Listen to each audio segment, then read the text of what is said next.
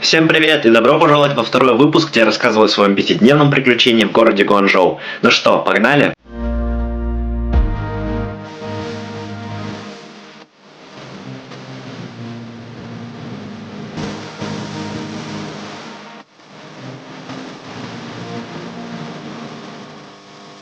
Но перед тем, как я перейду к основной части, я хотел бы поподробнее рассказать о доме детства Брюс Ли, о котором я уже рассказывал в первом выпуске. Дом Брюса Ли в Гуанчжоу на самом деле бывшая резиденция его отца. Дом представляет собой двухэтажное здание площадью 200 метров квадратных. Этот дом стал музеем, посвященным жизни и наследию великого мастера боевых искусств и актера. Он был отреставрирован и вновь открыт в 2019 году после долгого запустения.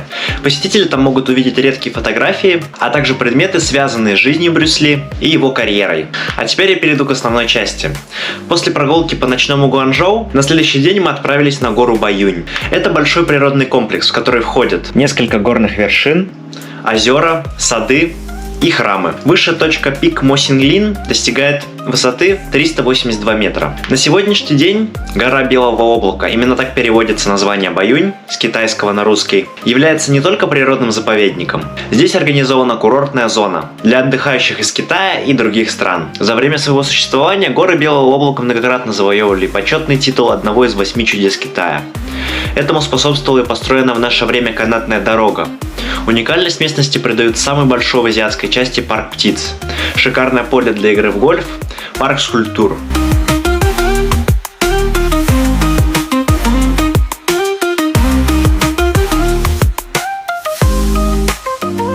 Перед входом на гору Баюнь действует канатная дорога, с помощью которой вы можете подняться на самую вершину. Стоимость этого удовольствия всего 25 юаней.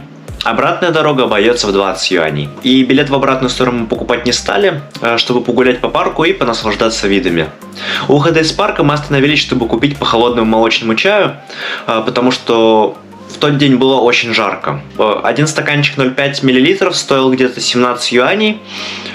Затем мы поехали в Академию клана Чен. В конце эпохи империи Цин два гражданина США, выходцы из Китая и члены древнейшего китайского клана, задумали возвести храм, чтобы воздать дань уважения своим предкам. Идейные отцы известили о своем намерении всех своих близких и далеких родственников. В итоге 1000 семей и 72 округов собрали нужное количество средств, и в 1894 году строительство Академии было завершено. В 1957 году муниципалитет Гуанчжоу признал Академию культурным памятником. Гуляя по улочкам, мы зашли в местный ресторанчик, где заказали поесть. Одна порция стоила 10 юаней. После того, как вы поели, мы отправились посмотреть еще на одну известную достопримечательность в Гуанчжоу – Собор Святого Сердца. Собор Святого Сердца был первоначально построен французским миссионером Франсуа Регисом в 1863 году. В те времена католическая церковь в Китае была запрещена, поэтому строительство собора было тайным делом. Когда собор был построен, он был одним из самых больших зданий в Гуанчжоу. В 1888 году собор был полностью разрушен пожаром и был восстановлен только через несколько лет.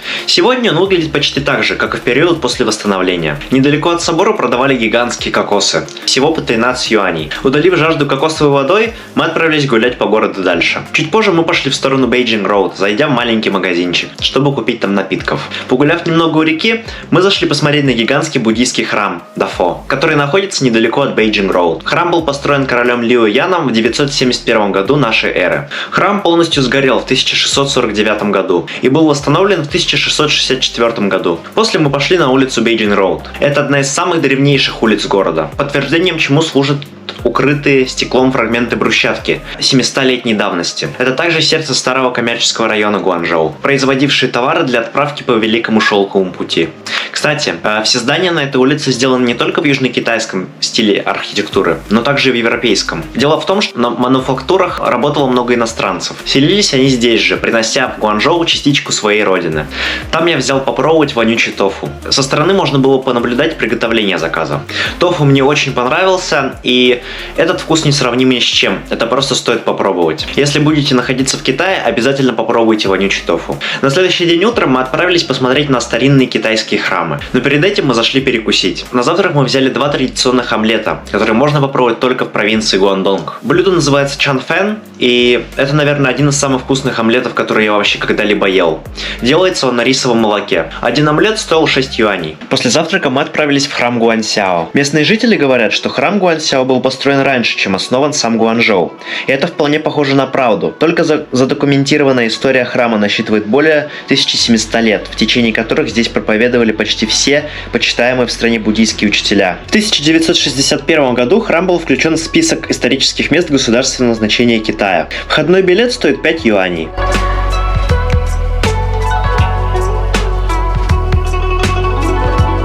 Затем мы отправились в храм Ляорong. Храм назван в честь 6 баньяновых деревьев, которые когда-то там росли. Здесь еще растут баньяновые деревья, но, к сожалению, не те самые, в честь которых был назван храм. Храм был построен во время династии Люсюн.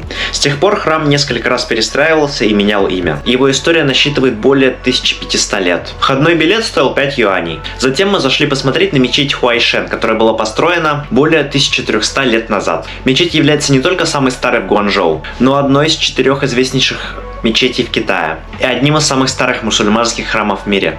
Но, к сожалению, вход был закрыт. По дороге мы зашли в магазинчик, чтобы купить мороженое со вкусом батата.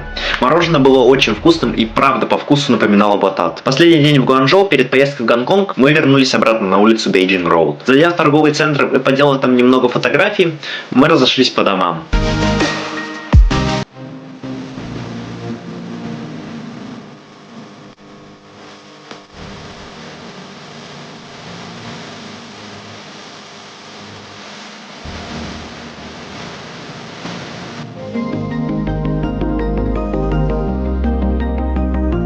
Вечером я опять встретился с подругой, и мы отправились вместе с ней делать визу.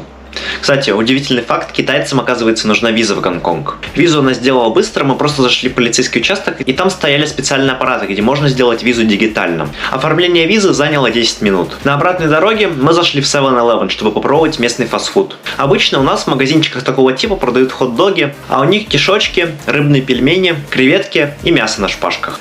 На следующий день утром мы отправились в Гонконг, но об этом вы уже узнаете в следующем выпуске. Спасибо большое за просмотр. Пока-пока!